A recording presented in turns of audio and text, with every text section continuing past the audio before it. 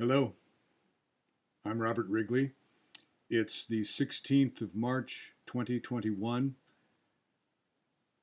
Spring is beginning to show itself a little bit here. We still have bits of snow left by the snowplow. We will see snow again in north central Idaho, especially at this altitude, about 3,300 feet. I'm here to talk just momentarily, a few minutes, about this book. This is, at least putatively, some kind of a craft statement. Uh, I've always found the most important thing to remember about poetry, for example, if you mean to write poetry, but I think it probably applies to essays, short stories, novels, plays, you name it, that writing is the easiest thing in the world not to do.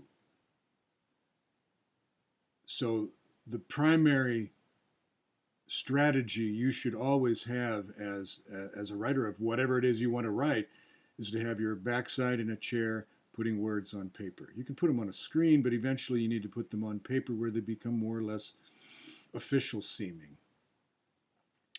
You need to be receptive. You cannot censor yourself. You need to be obsessed with the way language connects with words that connect to words and words that speak to words and poems that speak to other poems and lines that have something to do with other lines in the poem and other lines in other poems in proximity, that is to say, in a book. Nemerov's Door is not an academic book. I was an academic for 40 odd years. I taught poetry to people who were deeply committed to poetry, and I taught poetry to people who were thoroughly uninterested in poetry. Sometimes the thoroughly uninterested became interested, sometimes they did not. Sometimes the deeply committed became even more deeply committed. Those are the people I remember most.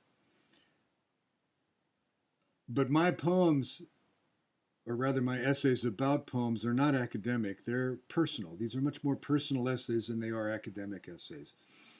When I write an essay, when I wrote the essay about Sylvia Plath that's in Nemerov's Door, I began with a discussion of my son, who's now 31 years old, but who at the time I was studying and beginning to make that essay, he was newborn. He was 9 or 10 weeks old.